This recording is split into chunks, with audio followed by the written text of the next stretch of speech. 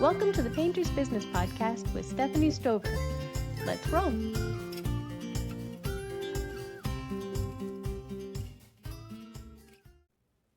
This is the Painter's Business Podcast, the show for growth-minded painting company owners who want to scale, profit, and dominate their markets. I'm your host, Stephanie Stover, and every week we bring you zero-bluff strategies, proven tactics, and behind-the-scenes insights from real business owners and experts who are getting it done in the field. And here's the deal. Every single episode gives you at least one practical, no BS action item you can take today to grow your business. Whether you want more residential leads, safer crews, bigger commercial contracts, this is the place where painters come to grow. So let's roll. Today I'm joined by Stephen Rutherford, franchise owner at 5-Star Painting. Yeah, Stephen, tell me, what is your origin story? What was the light bulb moment for you in starting up this franchise? Yeah, absolutely. So my business partner and I started this business about 3 years ago. We both worked for a major paint manufacturer, and I was in sales. Michael, my business partner, was in the stores. And when I decided to leave, we had kind of discussed what it would be like to start our own painting company, having worked with painters for so long. And after about 2 years doing various other things, we decided that we were going to both work for another local painting company. We were there for about 3 years with the intent to purchase that company. And after 3 years of kind of one step forward, two steps back, we said, hey, what does this look like to go do our own thing? And it's been full speed ahead since then. So, yeah. And how has it been? Is it have you found that it is what you expected when you first set out? Yeah, I would say so. I think Michael and I we complement each other so well Oh, good.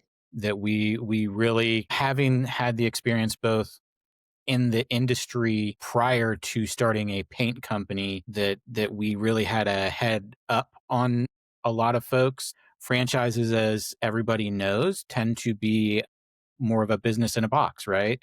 It's a proven success model, and the franchisee says, hey, if you follow these rules, then you're going to do fine. And Mike and I had a bit more background after 17 years in the industry, and he was 14 years with the paint manufacturer that we worked for, that we came in with more than a business acumen. We really knew paint, which was a huge step up for us. I think we were able to really take advantage of that side of things. Awesome. Well, it sounds like you're the right person for this topic. Yeah. The topic that I wanted to talk about today is how smart painting companies or how smart painting contractors escape the race to the bottom and win premium jobs. So, what's one mistake or myth that keeps painters from winning better contracts? I would say probably one of the biggest myths that I've run into so far is pricing, Hmm. um, where people think that they have to be the low bid to get a job. If you know your craft, if you can talk to people about your processes and procedures, and they really see what you're bringing to the table that is different than other contractors. While price is important, don't get me wrong, they're not going to pay double. You don't have to be the low price. If you can show that you're bringing something different and unique to the table, then I would say that is probably one of the biggest myths that I've come across. So, are you talking more about residential or commercial or both?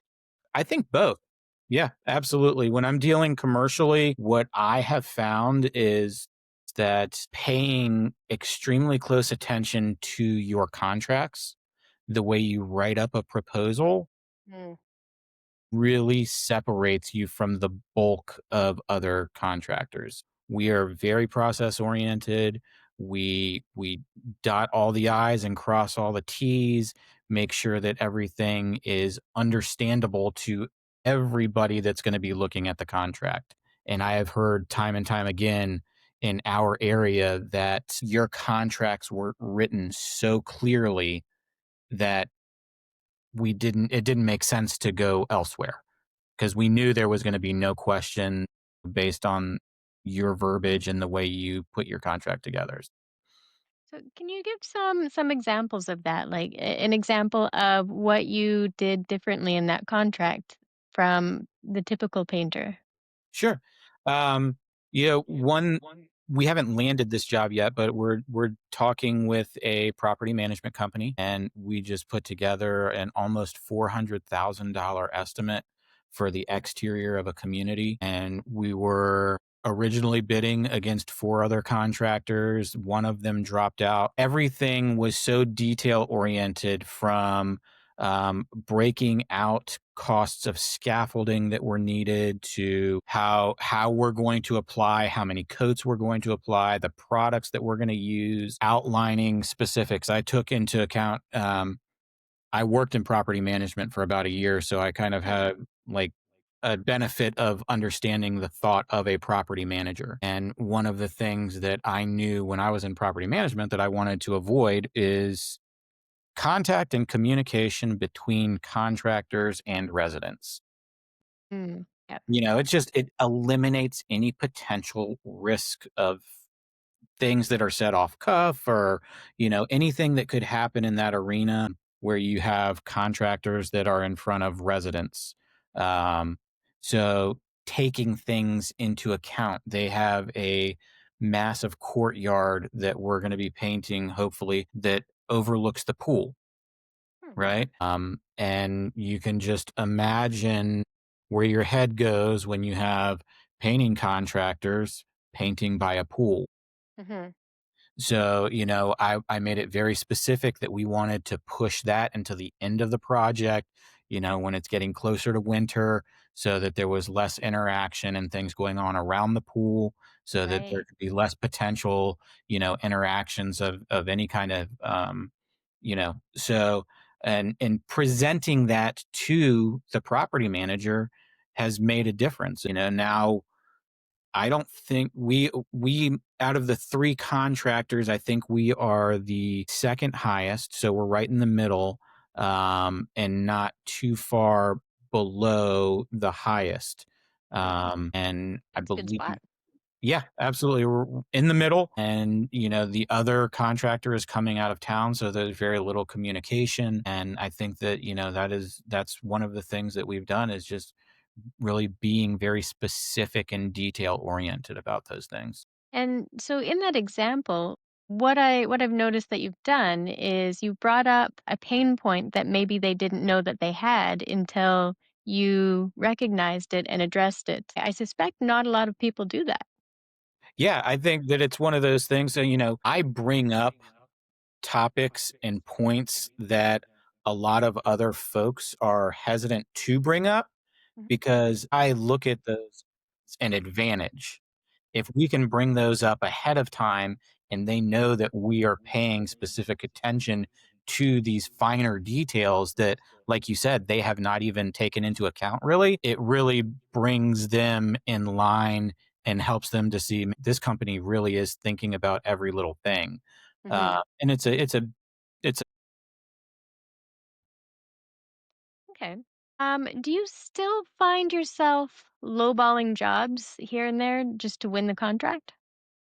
We have I wouldn't say lowballed, but we have bid projects a little bit tighter to get in with folks.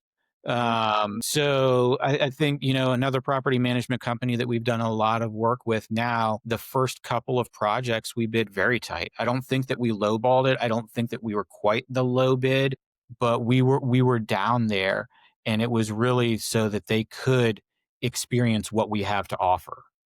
So, Right. we're very particular on commercial projects with being procedural and making sure that we, like I said, dotting those I's, crossing those T's so that they can see how we can make their experience a lot better. So you're very strategic. So when you do lowball, you're just very strategic in how you do it. Oh, absolutely. Yeah. Okay. Yeah. What are three things that you wish you knew before you got into the franchise or That's even in the painting industry in general? I mean, that's you have been in the industry for a long time. so. I mean, I paint industry is where I started my career. I was straight out of college. I was hired by a paint manufacturer and in sales. And so, that really has been the bulk of my career. Three things that I wished I had known. Honestly, I think that my time prior to being on the actual service side of the industry, it really prepared me very well. So I don't know that I would say that there Hmm. are three things that I really wish that I had known. Hmm. I think maybe if anything, it's more of the business structure.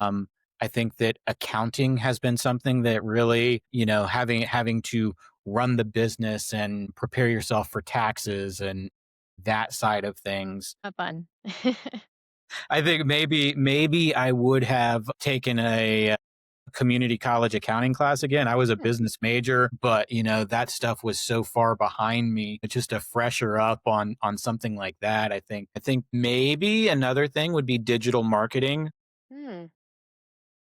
Maybe pop into a few seminars on digital marketing. Uh, in today's world, Google rules the roost. And if you are going to be successful at digital marketing, you almost have to have a full-time marketing person to really capture that Yeah. and make sure that you're winning on that front. So I think there is more of the inner workings of a business in today's world than it really is too many other things as far as actual paint and painting goes. Awesome. If you had a magic wand that you could wave to solve any one problem in the business, what would that be? I think maybe if I had a magic wand, I don't know that it would be for the business as much as it would be the consumer. Hmm. I wish that the consumers and our potential clients really had a better understanding of what goes into a project to make it successful because I feel like painting contractors in general in the service industry, since we don't really have like classes and regulations Hmm. so much as like a plumber, you have to have HVAC, you have to have certain certificates to do things. I think that our craft is really kind of thought less of. And I don't think people understand what it takes to really put together a successful job. So I, Hmm. I think that them understand, like clients understanding that, I would kind of wave my wand on that one and just, wish that they had a better comprehension of what goes into a project. So what would you tell them if you had, say, 30 seconds to try to illustrate that to them? Yeah, I would say explain to them, what goes into a job from setup to, the understanding that, we are licensed, we're insured, and those things cost money.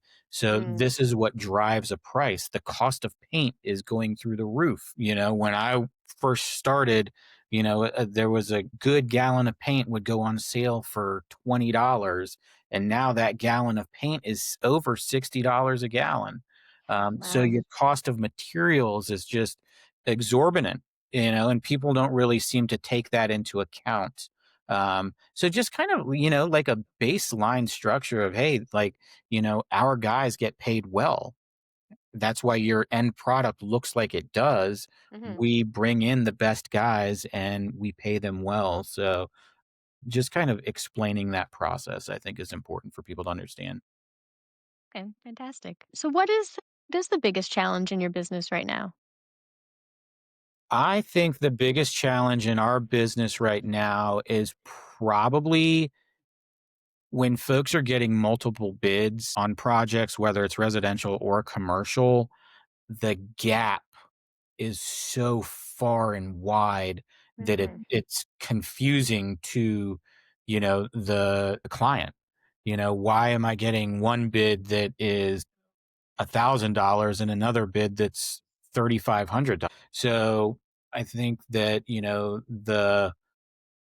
the scales of economy and whatnot are playing a huge impact on how things are being priced and what people can expect. I think that that's probably one of the biggest challenges is, when you do come in closer to that $3,500 mark, how you can explain to the client, hey, this is why. Um, Okay. So, if you had to break it down into three simple steps or three simple points, what would you say painting contractors need to do to escape the race to the bottom when it comes to price? I think that there are a couple of things, and I think that it all relates back to ethics, and being trustworthy and doing the right thing. And that's what Michael and I have based our company on is really, we want to make the contracting experience something that you shouldn't dread. We deal with so many folks that actually voice like, I don't know what to think, I don't know what to do, I don't know how to approach this. And like I said, the when you get a price of $1,000 and then $3,500 as a homeowner, how do you decide that $3,500 is the right thing to do? So I think being honest and ethical is really the driving point to what we do, that really sets us apart, and having a clarity and being able to speak on our processes and helping them to understand how we bring a project from beginning to end so that they can better understand the cost value of what we are bringing to the table. Where can people follow you or get in touch? Yeah, absolutely. So we are on Facebook, we're on Instagram, and always, 5starpainting.com. You can get in touch with any of our franchises through that website, and we're in Charlottesville, so just be 5starpainting.com/Charlottesville. So Awesome. And any last piece of advice or message you want to leave listeners with? yeah, well, first, thank you so much for reaching out and having me on the podcast. I greatly appreciate the opportunity to share my little bit of knowledge with folks. So, I think that in closing, I would just say that as business owners, as painting contractors, stay strong and be yourself, be ethical, and do the right thing, and the right thing will come to you. Awesome. Well, you're very welcome, and thank you for being on the episode. Absolutely. Thank you for tuning in to today's episode. You can find Stephen Rutherford with Five Star Painting at www.fivestarpainting.com/Charlottesville. And if you want to keep up with what we're doing, hit subscribe or follow, share this with a painter who needs to hear it. And if you're doing $1 million a year or more and want help scaling, go to www.passionatemediamarketing.com. Catch you in the next episode. Thanks for tuning in to today's episode. This is the Painter's Business Podcast with Stephanie Stover.